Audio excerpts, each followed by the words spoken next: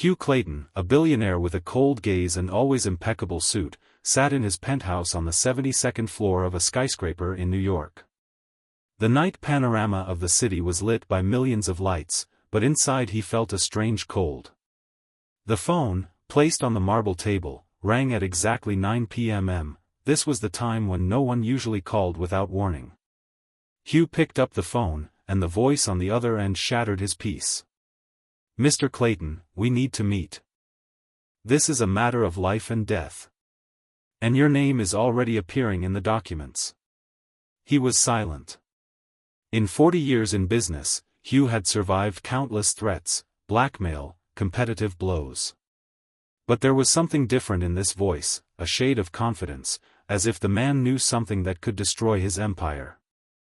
As he tried to piece together the puzzle in his head, a notification appeared on his tablet: "International investigation, Clayton Corporation suspected of laundering billions offshore." Hugh felt the air in the room thicken, as if he could no longer breathe. "It can't be," he whispered to himself. "It's a fabrication. It's..." But somewhere deep down he knew, part of the truth existed. Once, many years ago, he had allowed his partners to carry out a deal that he himself considered dirty. Then he had told himself, "This is just one time. No one will find out. And then I'll do it right." Now that past returned like a cruel ghost. A few minutes later, his daughter Elizabeth entered. She was direct, rarely entering without knocking. Her eyes were filled with fear. "Dad, I saw the news. Is it true?" "No," he replied sharply. "This is an attack. The enemies need my blood. Your job is to not panic." She was silent, but her gaze said more than words. She didn't believe him. Hugh was left alone. He went to the window, looked out into the darkness of the metropolis, and suddenly felt his body tremble for the first time in decades. All his fortune, skyscrapers, planes, yachts, in an instant they looked fragile, like a house of cards that someone was ready to destroy with a light breath. And then he heard the voice from the phone again in his memory: "Your name is already on the documents." An unexpected event disrupted his universe. And for the first time, Hugh Clayton realized that he was not omnipotent. The morning began with sirens. Not the kind you see in the movies, but dry, service-like ones that don't scare you but expose you. The agents in dark suits, their eyes tired, entered the penthouse at exactly 7. "Search warrant," the older one said, without raising his voice. Hugh should have been angry, called his lawyers, threatened to tear the air apart, but a bundle of the past had seized his throat.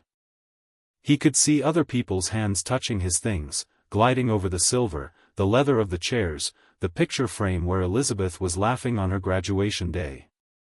"You're making a mistake," he said finally. "It's not what you think."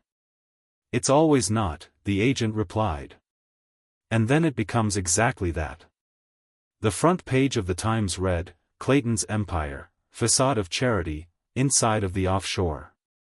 The channels were constantly scrolling through transaction charts, interviews with anonymous insiders, comments from politicians who had shaken his hand at the gala dinner the day before. Dana, the always impeccable PR director, was now speaking sharply. "We're losing in terms of information. You need to hand over control to the board of directors, temporarily. Show humility."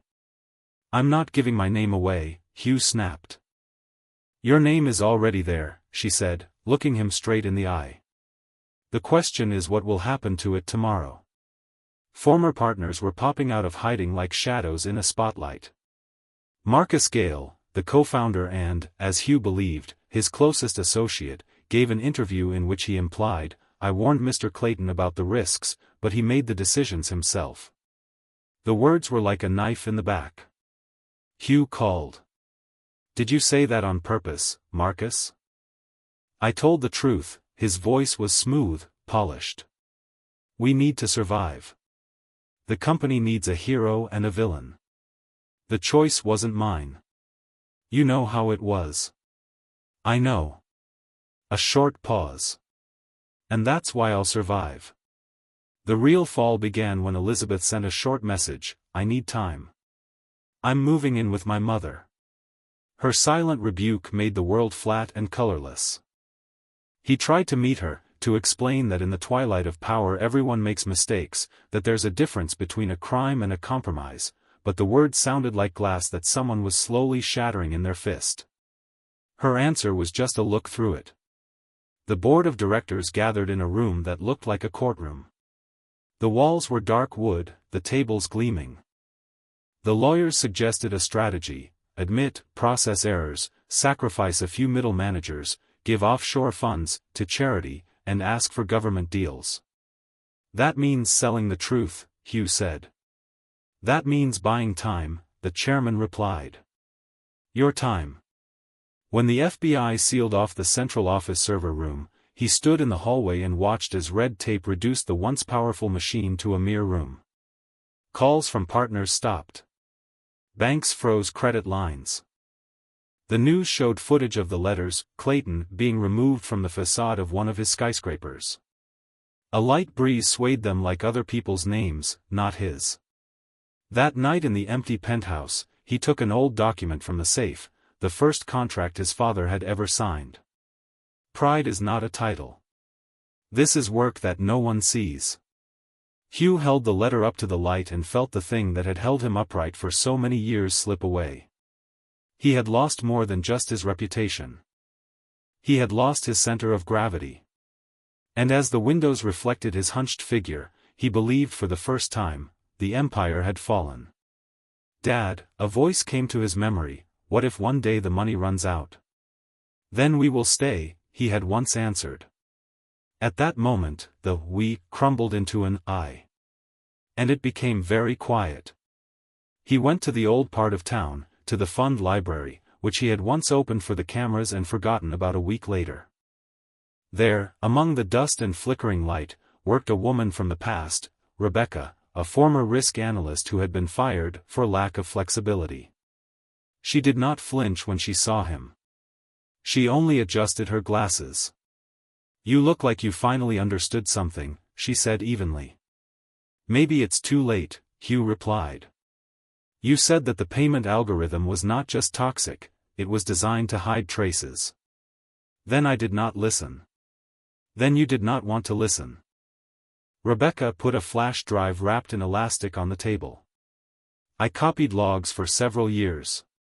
I knew I would be kicked out. It is not just offshores there.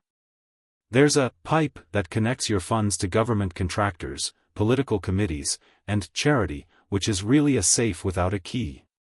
"Marcus?" Hugh said the name as if it might explode. "He's an architect. But not the only one. Your respectability was a cover for people much bigger than you. You didn't ask questions because the answers scared you." It seemed to him that these shelves were whispering. That the books were watching. He rested his hands on the table, feeling tired to the bone. "Why are you helping?" "Because I'm tired of a world where numbers justify poverty," she replied. "And because you still have a chance not to become a caricature of yourself." "I'll pay," Hugh said automatically. "Pay differently, with risk." They sat up late into the night, untangling the tangle, shell NGOs with warm names, transit accounts in the Virgin Islands, falsified consulting contracts from which money disappeared, the names of MPs hiding behind donation transcripts. Every file on the flash drive was a mini confession, every log a verdict. Some signatures. Hugh pressed his palms to his temples. "This is my electronic key. But I don't remember these transactions." "Your key was used through lateral access," Rebecca said. "A convenient signatory. Someone big and unreachable was needed so that no one would dig deeper. When they found the file DLIZ_trust. PDF, it seemed as if time had stopped. It was an educational trust for his daughter, a clean, bright gesture that he was proud of. And it was through him that the small, almost invisible payment that launched the donor money laundering scheme for a political campaign had passed. "They used her name," he barely said. My parenthood is like a rubber stamp on a theft. Now you understand how deeply this has become part of your life, Rebecca said. Laundering requires innocence to appear ethical. He remembered his father's letter, pride is work that no one sees. He understood the irony, work that no one sees had turned pride into a fig leaf. At the end of the night, Rebecca placed another document in front of him, a draft of a cooperation agreement with the investigation that the lawyers had not dared to offer out loud. If you go alone, you will be crushed. If we go together, we will have history, a sequence, names. What if we go against those who feed half the city? Hugh asked.